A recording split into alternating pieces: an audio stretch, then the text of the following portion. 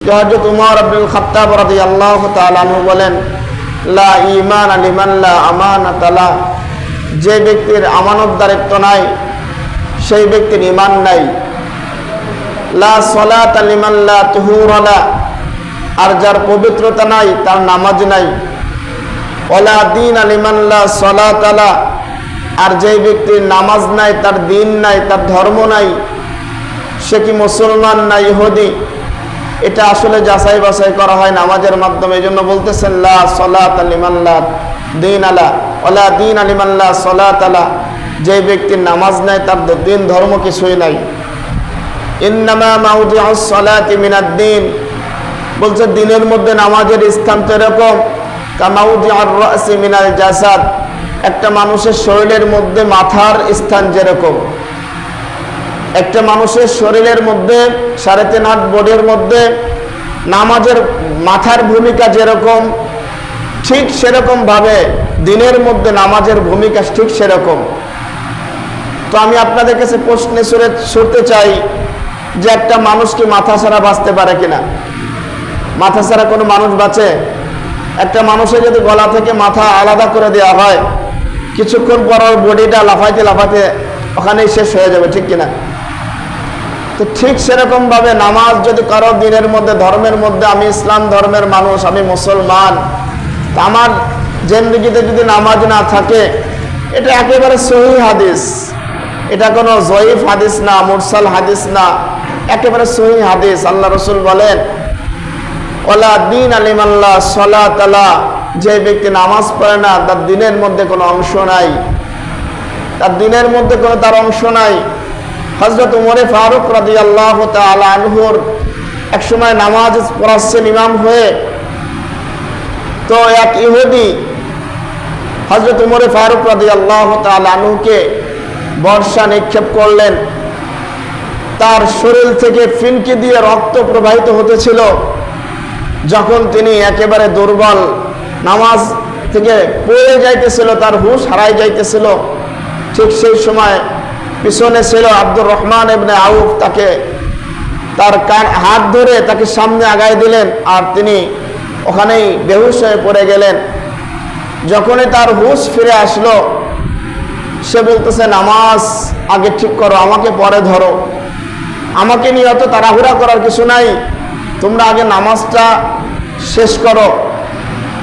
কারণ আল্লাহ রাসূল বলছেন, উমর রাদিয়াল্লাহু তাআলার ভাষায় বলতেছেন, লা হাদ্দা লিমান লা সালাতা লা, যে ব্যক্তি নামাজ পড়ে না, দিনের মধ্যে তার কোনো অংশ নাই, সে মুসলমান না।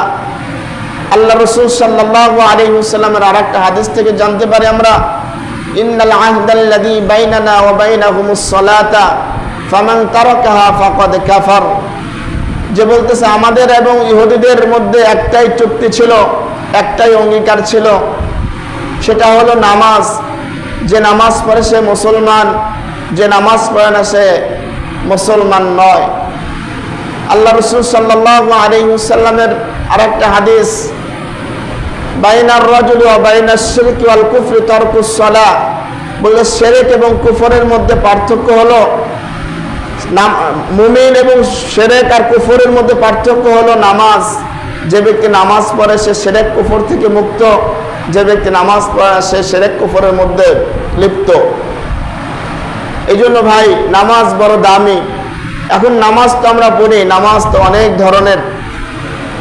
আমি গত সপ্তাহে বলেছিলাম যে আল্লাহ রাব্বুল আলামিন বলেছেন, উতলু মা উহিয়া ইলাইকা মিনাল কিতাব, ও নবী, আমি আপনার কাছে যেই কিতাব নাজিল করেছি, যেই কিতাব অবতীর্ণ করেছি, সেই কিতাব আপনি কি করেন, আপনার উম্মতের কাছে, আপনার জাতির কাছে আপনি তেলাওয়াত করে শোনান। এই কোরআনের মধ্যে কি কি আমি প্রেরণ করেছি, কি কি পাঠিয়েছি আপনার মাধ্যমে, কোনটা হালাল করেছি, কোনটা হারাম করেছি, কোনটা জায়েজ করেছি, কোনটা নাজায়েজ করেছি, কোনটা বৈধ করেছি, কোনটা অবৈধ করেছি, কোনটা করা যাবে, কোনটা করা যাবে না, সব বিষয়ে আমি ডিটেলস আলোচনা করেছি কোরআনের মধ্যে। আল্লাহ রাব্বুল আলামিন বলতেছেন, ইন্নাস সালাতা তানহা আনিল ফাহশাই ওয়াল মুনকার ওয়া লাযিকরুল্লাহি আকবার, বলতেছে নিশ্চয় এই নামাজ মানুষকে অশ্লীল মন্দ কাজ থেকে বিরত রাখে। এখানে আমাদের একটা প্রশ্ন থাকতে পারে যে নামাজও পড়ে মিথ্যাও বলে, নামাজও বলে চুরিও করে, নামাজও পড়ে ডাকাতিও করে, নামাজও পড়ে সুদ খায় ঘুষ খায়, তাহলে নামাজ নাকি সুদ ঘুষ চুরি ডাকাতি ছিনতাই থেকে বিরত রাখে, অশ্লীল খারাপ কাজ থেকে বিরত রাখে, ওজনে কম দেওয়া থেকে বিরত রাখে, মাপে কম দেওয়া থেকে বিরত রাখে। তো আমরা তো দেখি নামাজও পড়ে আবার মাপে কম দেয়, নামাজও পড়ে আবার চুরিও করে, নামাজও পড়ে আবার মিথ্যাও বলে, নামাজও পড়ে আবার গীবাত শিকায়ত করে। তাহলে হুজুর আপনার কথার সাথে আল্লাহর কথার সাথে তো আমাদের বাস্তবতা মিলল না, আজ বাস্তবে এটা মেলে না, ঠিক কিনা? নামাজও পড়ে আবার সে অহরহর মিথ্যা বলে, নামাজও পড়ে আবার অহরহর কি করে, এরকম সুদের সাথে ঘুষের সাথে সে এমনভাবে ব্যতিব্যস্ত হয়ে আছে। তাহলে আল্লাহ পাক যে বললেন ইন্নাস সালাতা তানহা আনিল ফাহশাই ওয়াল মুনকার, নিশ্চয় নামাজ তাকে অশ্লীল কাজ থেকে এবং মন্দ কাজ থেকে বিরত রাখবে। তাহলে সুদ ঘুষ কি হুজুর মন্দ কাজ নয়? অবশ্যই মন্দ কাজ। তাহলে তাকে বিরত রাখে না কেন? এই বিরত কেন রাখে না সেই সম্পর্কেই আজকের আলোচনা। আল্লাহ রাব্বুল আলামিন বলেন ইন্নাস সালাতা তানহা আনিল ফাহশাই ওয়াল মুনকার, নিশ্চয় নামাজ মানুষকে অশ্লীল কাজ এবং মন্দ কাজ থেকে বিরত রাখে। ওয়ালা যিকরুল্লাহি আকবার, আর আল্লাহ পাকের এই নামাজ এটাও জিকির। বলতেছে আল্লাহ পাকের এই জিকির সর্বোত্তম সর্বশ্রেষ্ঠ জিকির। আল্লাহ পাকের বরত্ব প্রকাশ করার জন্য বড় একটা মাধ্যম হলো নামাজ। আল্লাহু ইয়ালামু মা তাসনাউন, আল্লাহ বলেন বান্দা তোমরা যেখানেই থাকো যেভাবেই থাকো যেই কাজ করোই না, যেই কাজ করো আল্লাহ পাক সেই সম্পর্কে অবগত আছেন। আল্লাহ পাক জানেন তোমরা যেখানে কোথায় রাতের অন্ধকারে কোথায় কি করো। আল্লাহ পাক বলতেছেন আল্লাহু ইয়ালামু মা তাসনাউন, তোমাদের কর্ম সম্পর্কে আল্লাহ তাআলা ভালোভাবে অবগত আছেন। বলেন সুবহানাল্লাহ। তো মুহতারাম হাজিরিন, নামাজ কয় প্রকার? নামাজ প্রথমত 5 প্রকার। এখন আমাদের মিলাইতে হবে যে আসলে এই 5 প্রকার নামাজ যে বললো, এই 5 প্রকারের মধ্যে আমি কোন প্রকারের আছি। যদি আমি 1 নম্বর প্রকারে থাকি, যদি 1 নম্বর প্রকার নামাজ পড়লে আমাকে অশ্লীল আর খারাপ কাজ থেকে বিরত না রাখে, তাহলে আমাকে 1 নম্বর নামাজ থেকে বিরত থাকতে হবে। যদি 2 নম্বরের মধ্যে আমি পড়ি, তাহলে 2 নম্বর যদি সঠিক হয় সঠিক থাকতে হবে, যদি না থাকে তাহলে আমাকে বিরত থাকতে হবে। 3 নম্বরের মধ্যে পড়লে 3 নম্বরে সঠিক হয় সঠিক আমল করব, আর যদি না থাকে তাহলে ওটা থেকে বিরত থাকবো। এরকম 4-5 নম্বর পর্যন্ত নামাজের ক্যাটাগরি রয়েছে। 5 নম্বর নামাজি ব্যক্তির ধরন 5টা। এখন আমরা নামাজ পড়ে আমাদের কোন ধরনের মধ্যে আছি, আমরা কোন ক্যাটাগরির মধ্যে আছি, এটা আমাদের অবশ্যই জানা দরকার। না হলে নামাজ সারা জীবন পড়লাম আর নামাজ পড়েও যদি আমরা জাহান্নামে যাই, তাহলে আমাদের এই নামাজ কোন কাজে লাগবে? এই নামাজ কোন কাজে লাগবে? নামাজ তো সর্বোত্তম ইবাদত, সর্বোত্তম ইবাদত নামাজ। এই সর্বোত্তম ইবাদত যখন আল্লাহ পাকের হুকুম অনুযায়ী না হবে, রাসূলের আদর্শ মতো না হবে, তাহলে এই নামাজ সর্বনিকৃষ্ট হয়ে যাবে আমাদের জন্য। বলতে নামাজ কারো জন্য, এই নামাজ কারো জন্য আসমানে চলে যায় আল্লাহ পাকের কাছে উপটকন আনতে, আর এই নামাজ কারো জন্য নিক্ষিপ্ত হয় তার মুখের উপরে। এখন আমরা কোন ধরনের নামাজের মধ্যে আছি? তা নামাজ প্রথমত 5 প্রকার। 1 নম্বর সালাতুল মুআকাবা, 2 নম্বর সালাতুল মুহাসাবা, 3 নম্বর সালাতুল মুকাফফারা, 4 নম্বর সালাতুল মুসাফফা, 5 নম্বর সালাতুল মুকাররাবা। এই যে 5 নম্বর 5টা ক্যাটাগরি, 5 ধরনের নামাজ। 1 নম্বর মুআকাবা, 2 নম্বর মুহাসাবা, 3 নম্বর মুকাফফারা, 4 নম্বর মুসাফফা, 5 নম্বর মুকাররাবা। এখন এই যে 5 ধরনের নামাজের কথা আমরা উল্লেখ করলাম, এখন আমরা দেখি, আলোচনা শুনে দেখি বা আলোচনা করে দেখি আমি কত নম্বরের মধ্যে আছি। আমি কি শাস্তিপ্রাপ্ত নামাজে নাকি মুক্তিপ্রাপ্ত নামাজে? আমাকে এইটাই বুঝতে হবে। যদি আমি শাস্তিপ্রাপ্ত নামাজের মধ্যে অন্তর্ভুক্ত থাকি, তাহলে আমাকে ওখান থেকে মুক্ত, এরকম মুক্তিপ্রাপ্ত নামাজীদের অন্তর্ভুক্ত হতে হবে। ইনশাআল্লাহ আমরা রাজি আছি তো? কি বলেন? নামাজ পড়ে কি আমরা জান্নাতে যেতে চাই না জাহান্নামে যেতে চাই? জান্নাতে। আমরা সকলেই কত কষ্ট করে নামাজ পড়তে আসে। নামাজ পড়া যে কষ্ট, অনেকেই বলে না নামাজ পড়া কিসের কষ্ট। না না, এই কথা ভুল। আল্লাহ নিজে বলতেছেন ওয়া ইন্নাহা লাকাবীরাতুন ইল্লা আলাল খাশিঈন, হ্যাঁ, নামাজ কিন্তু অনেক বড় একটা কাজ। আল্লাহ নিজেই বলতেছেন, এই বান্দা শোনো, ওয়া ইন্নাহা লাকাবীরাতুন, ওয়া ইন্নাহা লাকাবীরাতুন, ইন্নাহা হার মারজা হলো সালাত। এই নামাজ বড় একটা কঠিন কাজ। ওয়া ইন্নাহা লাকাবীরাতুন ইল্লা আলাল খাশিঈন, হ্যাঁ তবে সবার জন্য নয়, যারা আল্লাহকে ভয় করে, যারা বিনয় অবলম্বন করে, আল্লাহকে সর্ব অবস্থায় মানে, আমার কষ্ট হোক বা না হোক আমি নামাজ আদায় করব, আল্লাহর হুকুম পালন করব, আল্লাহ বলেন তাদের জন্য সহজ। বলেন সুবহানাল্লাহ। তবে আল্লাহ প্রাথমিক অবস্থা বলছে নামাজ বড় কঠিন কাজ। নামাজ যারা পড়ে না তাদের কাছে জিজ্ঞাসা করেন, ভাই নামাজ পড়ো না কা? বলতে পড়িনি, অলসতা। অলসতা না, এটা কঠিন একটা কাজ, কঠিন একটা কাজ। শীতকালে লেপ থেকে উঠে এসে ফজরের নামাজ আদায় করা অনেক বড় কাজ, কঠিন কাজ। আপনার মাঠে কাজ করতেছেন, ওই কাজ থেকে ছেড়ে দিয়ে নামাজে এসে দাঁড়ানো, এটা কঠিন কাজ। হ্যাঁ, যদি আপনি পারেন তাহলে আপনি সফল মুমিন। মুহতারাম হাজিরিন, আলোচনা লম্বা করার সুযোগ নেই। আল্লাহ রাসূল সাল্লাল্লাহু আলাইহি ওয়াসাল্লাম নামাজকে এরকম ভাবে ভাগ করেছেন এবং মুহাদ্দিসিন কিরাম এই নামাজকে 5 ভাগে বিভক্ত করেছেন। 1 নম্বর সালাতুল মুআকাবা। সালাতুল মুআকাবা হলো ওই নামাজি যারা বছরে 1 দিন পড়ে, বছরে 2 দিন পরে, ঈদে ঈদে পড়ে। আবার কিছু নামাজি আছে জুমায় জুমায় পড়ে। আবার কিছু নামাজি আছে 5 ওয়াক্ত নামাজ এরকম ভাবে দিনের মধ্যে 5 বেলার নামাজের 4 ওয়াক্ত পড়ে, 1 ওয়াক্ত পড়ে না, 3 ওয়াক্ত পড়ে, 2 ওয়াক্ত পড়ে না। আমাদের সমাজে এই ধরনের লোক আছে কি আছে না বলেন? কিছু লোক আছে ওই যে 2টা কুরবানির ঈদ আর ঈদুল ফিতরের ঈদ, ওই যে 2 ওয়াক্ত নামাজ আদায় করেছে, আর সারা বছরের মধ্যে তার নামাজের কোনো খবর নাই, সারা বছরের মধ্যে তাকে আর খুঁজে পাওয়া যায় না। আবার কিছু লোক আছে যে তারা শুধুমাত্র কি করে, জুমার দিন আসে, এই জুমা টু ওই জুমা, এর মাঝে তাদেরকে আর বাটি চালান দিলেও মসজিদে খুঁজে পাওয়া যায় না। এই ধরনের লোক আছে না, আছে না? এই ধরনের লোকও আছে।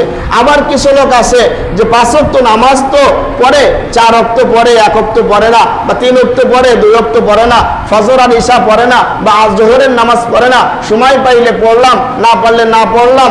এই ধরনের নামাজিও আমাদের সমাজে আছে। আল্লাহ রাসূল বলেন এই নামাজিদেরকে বলা হয় সালাতুল মুআকাবা। এরা নামাজ পড়েও শাস্তিপ্রাপ্ত হবে, এরা নামাজ পড়েও শাস্তিপ্রাপ্ত হবে। বছরে 1 দিন পড়ছে, ওই নামাজ যতটুক পড়ছে অতটুক সে মাপ পেয়ে গেল, আর সারা বছর নামাজ না পড়ার কারণে সে গুনাহগার হবে এবং জাহান্নামে যেতে হবে। এরপরে জুমার নামাজ যারা আদায় করে, ওয়াক্তেও নামাজ পড়ে না, জুমার নামাজ পড়ার কারণে সে সওয়াব পাবে, বাকি ওয়াক্তেও নামাজ না পড়ার কারণে তাকে জাহান্নামে যেতে হবে। এরপরে 5 ওয়াক্ত নামাজে 4 ওয়াক্ত পড়ে, 1 ওয়াক্ত পড়ে না, 4 ওয়াক্তের জন্য সে মুক্তি পেয়ে গেল, 1 ওয়াক্ত নামাজ না পড়ার কারণে তাকে জাহান্নামে যেতে হবে। এই ব্যক্তি নামাজ পড়েও কি জাহান্নামে যাবে কি যাবে না বলেন? জাহান্নামে যেতে হবে। এটা 1 নম্বর নামাজ হলো সালাতুল মুআকাবা। এই জন্য বলা হয়েছে যদি আমি এই ধরনের নামাজি থাকি তাহলে আমাকে এখনই আমার মত চেঞ্জ করে আমাকে ভালো নামাজি হতে হবে। ইনশাআল্লাহ রাজি আছি তো? ইনশাআল্লাহ। 2 নম্বর আল্লাহ রাসূল বলেন সালাতুল মুহাসাবা।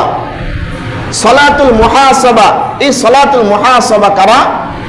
বলতেছে যারা ঈদের নামাজও পড়ে, জুমার নামাজও পড়ে, 5 বেলার নামাজও পড়ে, 5 ওয়াক্ত নামাজও পড়ে, কিন্তু নামাজের মধ্যে যখন দাঁড়ায় তখন তাদের মন থাকে কোথায়? মন থাকে দোকানে, মন থাকে বাজারে, মন থাকে সংসারে, মন থাকে মাঠে, মন থাকে খেলায় দোলায়। খেলাধুলায় নামাজের মধ্যে যখন দেখবেন যে নামাজের মধ্যে দাঁড়াইছেন তো আপনার মনটা চলে গেছে খেলার মধ্যে, নামাজে দাঁড়াইছেন তো আপনার মনটা চলে গেছে দোকানের মধ্যে, নামাজে দাঁড়াইছেন তো আপনার মনটা চলে গেছে সংসারে। বলতেছে এই ধরনের নামাজিকে বলা হয় সালাতুল মুহাসাবা। এই সালাতুল মুহাসাবা, যে নামাজের মধ্যে শয়তান আসে, তাদের ধোঁকা দেয়, কিন্তু সে ধোঁকা দিলে সে ওই বাজার থেকে আর মনটা নামাজের মধ্যে আনে না, চেষ্টাও করে না। শয়তান তো আমার আপনার সকলের পিছনে আছে, সকলের পিছনে আছে। নামাজের মধ্যে দেখেন শয়তান আসবে আপনাকে দোকানের মধ্যে নিয়ে, আপনি সেই নামাজ 4 রাকাত নামাজ দোকানের মধ্যেই কাটাই দিয়েছেন, কিন্তু আপনি একবারও চেষ্টা করেন নাই দোকান থেকে ফিরিয়ে মসজিদে এনে আমি নামাজে আল্লাহর সামনে দাঁড়াইছি, এই ধরনের মন মানসিকতা আপনি আনেন নাই। এই ধরনের নামাজকে বলা হয় সালাতুল মুহাসাবা বা সালাতুল গাফিলিন। এই সম্পর্কে কোরআনের মধ্যে অহরহ আয়াত আছে, যেমন আল্লাহ তাআলা বলেন ফাওয়াইলুল লিল মুসাল্লিন আল্লাযীনা হুম আন সালাতিহিম সাহুন আল্লাযীনা হুম ইউরাউনা ওয়া ইয়ামনাউনাল মাউন। এই যে 3টা আয়াত এখানে আল্লাহ তাআলা বলছেন এরা হলো ওই দুর্ভোগ প্রাপ্ত নামাজি, ওই নামাজীদের উপরে দুর্ভোগ যারা নামাজ পড়েও জাহান্নামে যাবে। আল্লাযীনা হুম আন সালাতিহিম সাহুন, যারা তাদের নামাজ সম্পর্কে গাফেল। আল্লাযীনা হুম ইউরাউন, যারা মানুষকে দেখানোর জন্য নামাজ আদায় করে। এরা হলো সালাতুল মুহাসাবা। বলতেছে এরা নামাজ পড়েও কি হবে? জাহান্নামে যেতে হবে, জাহান্নামে যেতে হবে। কারণ এরা নামাজের মধ্যে ছিল, কিন্তু নামাজের মধ্যে মনটা যখন দোকানে চলে গেছে, দোকান থেকে মনটা নামাজে আনার চেষ্টা করে নাই। নামাজে ছিল, মনটা চলে গেছে বাজারে, ওই বাজার থেকে আবার টেনে কারাকারি করে নামাজের মধ্যে যে মনটা আনতে হবে, এই চেষ্টা তারা, এই ফিকির তারা করে নাই। এই জন্য তারা নামাজ পড়েও শাস্তি প্রাপ্ত হবে। তৃতীয় নম্বর নামাজি সলাতুল মুকাফফারা। সলাতুল মুকাফফারা, ক্ষমা প্রাপ্তদের নামাজ। এই নামাজি হতে পারে কমপক্ষে জাহান্নাম থেকে বাঁচা যাবে। এরা কারা? বলতেছে যখন নামাজের মধ্যে এরকম ভাবে নামাজে দাঁড়াইছেন, দেখবেন নামাজের আগে আপনার যে চিন্তা টেনশন ছিল না, নামাজে আল্লাহু আকবার বলে দাঁড়াইছেন, দুনিয়ার সমস্ত চিন্তা টেনশন, বাড়ির কাজ, সংসারের কাজ, দোকানের কাজ, বাড়ির কাজ, সব কাজ আপনার মাথার মধ্যে তখন ঢোকে কি ঢোকে না বলেন? নামাজের মধ্যে দাঁড়াইছেন তো তখন আপনার এমন কিছু চিন্তা যেটা নামাজের বাইরে ছিল না, আসার সময় ছিল না, কিন্তু নামাজে দাঁড়াইছেন আর সাথে সাথে নামাজে দাঁড়ানোর সাথে সাথে কি হয়েছে, আপনার ওই যে কোথায় কোন কালের একটা ঘটনা সেটি আপনার মাথার ভিতর ঢুকে গেছে। বাস্তব মিলতেছে তো নাকি? মিলতেছে না? আমার তো মেলে। আমি নামাজের আগে যে চিন্তা থাকে না, নামাজে দাঁড়ায় দেখি যে অনেক চিন্তা, সেই 10 বছর আগে কোথায় কি করেছে ওই চিন্তাও মাঝে মধ্যে মাথার মধ্যে চলে আসে, অথচ একটু আগে ছিল না, এখন আসে কেন? শয়তান। আল্লাহ রাব্বুল আলামিনের একটা বাহিনী আছে যাদের নাম ইবলিস। এই ইবলিসের স্পেশাল একটা বাহিনী আছে। এই বাহিনীগুলো কি করে?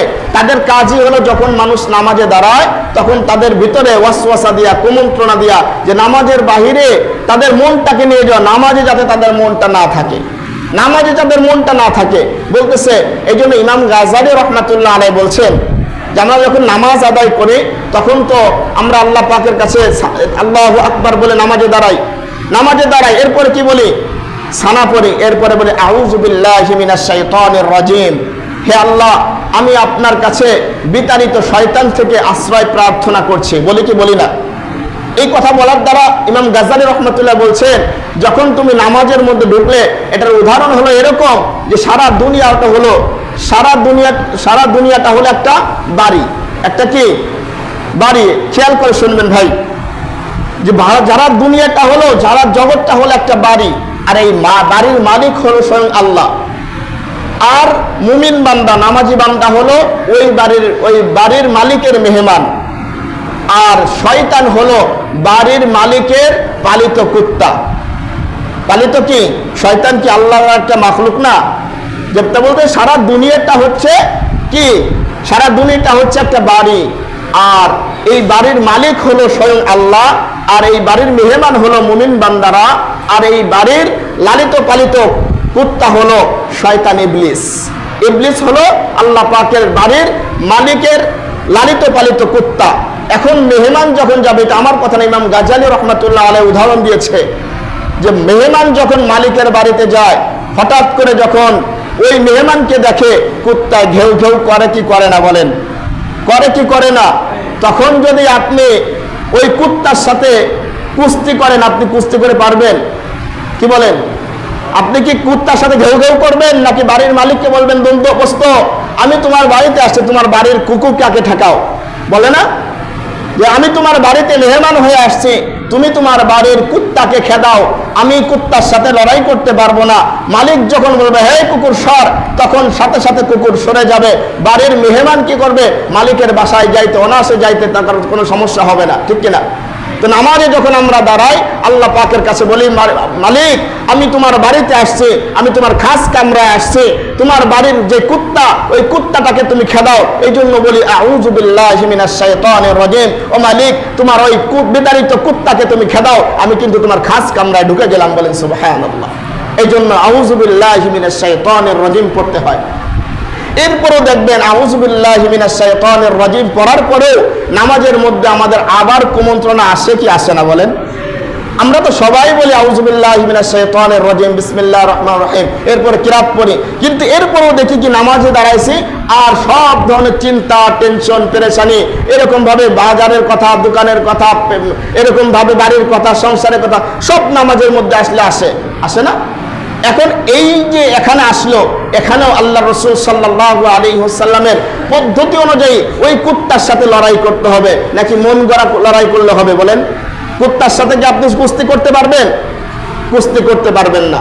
এখন কুত্তার মালিক যে, সেই মালিক শিখাইতেছে যে কুত্তা কিন্তু ঘেউ ঘেউ করবে, ওই কুত্তার সাথে তোমাকে লড়াই করতে হবে। আর লড়াই তোমার মন গড়া করলে হবে না, আল্লাহর রাসূলের ফর্মুলা অনুযায়ী তোমাকে লড়াই করতে হবে। কি লড়াই? যে আল্লাহ রাসূল সাল্লাল্লাহু আলাইহি ওয়াসাল্লাম কে জিজ্ঞাসা করেছিল জিবরাইল, হাদিসে জিবরাইলের মধ্যে, হে মুহাম্মদ সাল্লাল্লাহু আলাইহি ওয়াসাল্লাম, নির্ভেজাল ইবাদত কোনটা? যে ইবাদতের মধ্যে কোনো ভেজাল নাই, সলিড ইবাদত কোনটা? তখন আল্লাহ রাসূল বলছিলেন, আনতা আবুদাল্লাহা কাআন্নাকা তারাহু ফাইন লাম তাকুন তারাহু ফাইন্নাহু ইয়ারাক। এটা হলো মালিকের নিয়ম পদ্ধতি অনুযায়ী কুত্তার সাথে লড়াই করার সিস্টেম। কুত্তার সাথে লড়াই করার সিস্টেম। কুত্তাকে বুঝছেন তো? কুত্তাকে বুঝছেন তো? আমার ওয়াজ বুঝতেছেন? ইবলিস, শয়তান নামাজ দ্বারাই, আর নামাজের মধ্যে যত কুমোচনা, ওয়াসওয়াসা সব ইবলিস নিয়ে আসে। এই জন্য আল্লাহ রাসূল আউযুবিল্লাহ পড়ছো, তাতেও যায় নাই। তুমি এখন নামাজে দাঁড়াইছো, নামাজে দাঁড়িয়ে কি করছো? তোমার অন্তরটা দোকানে নিয়ে যাচ্ছে, নামাজে দাঁড়িয়ে তোমার অন্তরটা সংসারে নিয়ে যাচ্ছে, নামাজে দাঁড়াইছো তোমার অন্তরটা মাঠে ঘাটে নিয়ে যাচ্ছে। এখন তুমি আর শয়তানের সাথে যুদ্ধ করতে হবে। কিভাবে? বলতেছে আনতা আবুদাল্লাহ কাআন্নাকা তারাহু। যখন তুমি নামাজে দাঁড়াইছো, চিন্তা করো আমি স্বয়ং আল্লাহ তাআলাকে দেখছি। বলেন সুবহানাল্লাহ। আল্লাহ রাসূল বলে এটা কোশ্চিনকালে সম্ভব না, এই চরম চোখে আল্লাহ তাআলাকে দেখা সম্ভব নয়। তবে হ্যাঁ, ফাইন লাম তাকুন তারাহু ফাইন্নাহু ইয়ারাকা। তুমি এই চিন্তা করো, আমি তো আল্লাহ তাআলাকে দেখবো না, কিন্তু আমার মালিক তো আমাকে দেখছেন। বলেন সুবহানাল্লাহ। আমার মালিক আমাকে দেখছেন। যে 100 বার যদি, ইমাম গাজালি রহমতুল্লাহ বলছে, একটা নামাজের 100 বার যদি অন্তরটা দোকানে নিয়ে যায়, 100 বার যদি তার সংসারে নিয়ে যায়, বাড়ি নিয়ে যায়, ঘাটে নিয়ে যায়, এরকম বলছে 100 বার ওই মালিকের শয়তানের সাথে যুদ্ধ করে যে ব্যক্তি অন্তরটা নামাজের মধ্যে রাখতে পারবে, বলতেছে এই ব্যক্তি হলো আল্লাহ পাকের পক্ষ থেকে ক্ষমা প্রাপ্ত নামাজি। বলেন সুবহানাল্লাহ। এই ব্যক্তিকে বলা হয়েছে সলাতুল মুকাফফারা। বলতেছে কমপক্ষে জাহান্নাম থেকে বাঁচতে হলে 3য় নম্বর নামাজি আপনাকে আমাকে হতেই হবে। তাছাড়া সলাতুল মুনাফিকিন, সলাতুল গাফিলিন, আগে দুইটা বলছি, এই 2 প্রকার নামাজের মধ্যে যদি আমি থাকি, তাহলে আমাকে জাহান্নাম থেকে বাঁচাইতে পারবে না। কমপক্ষে আমাকে 3য় নম্বর নামাজে যাইতে হবে, যেই নামাজ শয়তান যখন আমার অন্তরটাকে কেড়ে নিয়ে যাবে, শয়তানের থেকে কারাকারি করে আবার নামাজ আমার অন্তরটাকে আনতে হবে যে আমাকে আল্লাহ তাআলা দেখছেন। ইন্না রাব্বাকা লাবিল মিরসাদ। তিনি আমাকে চাতুষ্পাখির মতো আমার দিকে তাকিয়ে আছে। আলাম ইয়ালাম বিআন্নাল্লাহা ইয়ারা। বান্দা, তুমি কি জানো না তোমাকে সর্বক্ষণিক আমি দেখছি? এই কথা চিন্তা করতে হবে যে আল্লাহ পাক আমাকে দেখছেন। আমি নামাজের মধ্যে দোকানে যাওয়া যাবে না, নামাজের মধ্যে বাড়িতে যাওয়া যাবে না, নামাজের মধ্যে বাজারে যাওয়া যাবে না, নামাজের মধ্যে ব্যবসায় যাওয়া যাবে না। আমাকে নামাজের মধ্যে অন্তরটাকে ধরে রাখতে হবে। 100 বার গেলে 100 বার ধরে নিয়ে আসতে হবে। বলতেছে এই ব্যক্তি এরকম ক্ষমাপ্রাপ্ত নামাজি হয়ে যাবে। বলেন সুবহানাল্লাহ। 4 নম্বর শেষ করে দিচ্ছি। 4 নম্বর হলো মুসাফসাবা, সলাতুল মুসাফসাবা। যারা নামাজ পড়লে শুধুমাত্র সওয়াবই হতে থাকে। বলেন সুবহানাল্লাহ। যখন শয়তান এই ব্যক্তির সাথে কয়েকদিন থাকবে, 1 মাস, 2 মাস, 1 বছর, 2 বছর, আপনি যখন নামাজটা এইভাবে পড়ার চেষ্টা করবেন, শয়তান আপনার অন্তরটাকে কেড়ে নিয়ে যাবে, আপনি শয়তানের থেকে আবার অন্তরটাকে নিয়ে আসবেন। বলতেছে এক সময় শয়তান চিন্তা করবে এর পিছনে আমার সময় নষ্ট করার লাভ নাই, আমি যাই 1ম আর 2য় প্রকার নামাজের কাছে যাই, আমি এই ব্যক্তির কাছে থাকি লাভ নাই। বলতেছে এই ব্যক্তি তখন নামাজে এমন ভাবে যাবে যে নামাজের মধ্যে সওয়াব আর সওয়াব পাইতেই থাকবে। এই নামাজকে বলা হয় সলাতুল আউলিয়া। যখন আল্লাহর ওলিরা নামাজ পড়ে, তখন তাদের নামাজে বৃষ্টির মতো সওয়াব অবতীর্ণ হতে থাকে। বলেন সুবহানাল্লাহ। এর 4 নম্বর নামাজ। 3য় নম্বর কিন্তু ধাপ আমাদেরকে আগে পার করতে হবে, তারপরে 4 নম্বর ওলি আল্লাহদের নামাজের মধ্যে যাইতে পারবো। 4-5 নম্বর হলো সলাতুল আম্বিয়া। বল তখন সলাতুল মুকাররাবা, তারা যখন নামাজে দাঁড়ায় তখন তারা আল্লাহ পাকের নৈকট্য লাভ করে। বলেন সুবহানাল্লাহ। তাদের মধ্যে দুনিয়ার কোনো চিন্তা, টেনশন, পেরেশানি এমন কিছুই আসে না। তারা শুধুমাত্র আল্লাহর ধ্যানে এমন ভাবে নিমগ্ন হয়ে যায়, তারা এরকম ভাবে আল্লাহ পাককে দেখতে পায়, চর্ম চোখে না অন্তর চোখে আল্লাহ পাককে দেখতে পায়। এরকম ভাবে তারা নামাজটা এরকম পড়ে। এই নামাজ আমাদের দ্বারা সম্ভব না। এই নামাজ হলো সলাতুল আম্বিয়া।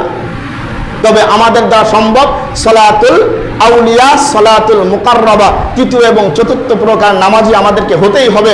ভাই এখন আমি আপনি ডিসাইড করব আমি কি 1 নম্বর নামাজের মধ্যে আছি কিনা, সালাতুল মুনাফিকের মধ্যে আছে কিনা, যেটা 1 নম্বর বলছিলাম, আমি কি সালাতুল গাফিলিন 2 নম্বর নামাজের মধ্যে আছে কিনা, আমি কি 3য় নামাজের মধ্যে আছে কিনা, আমি কি চতুর্থ প্রকার নামাজের মধ্যে আছে কিনা। যদি আমি 1 আর 2 নম্বরের মধ্যে থাকি, অবশ্যই আপনাকে 3য় নম্বর নামাজের মধ্যে আসতেই হবে, না হলে আপনার এই নামাজ কখনোই ওই যে ইন্নাস সালাতা তানহা আনিল ফাহশা অশ্লীল খারাপ কাজ থেকে আপনাকে বিরত রাখতে পারবে না।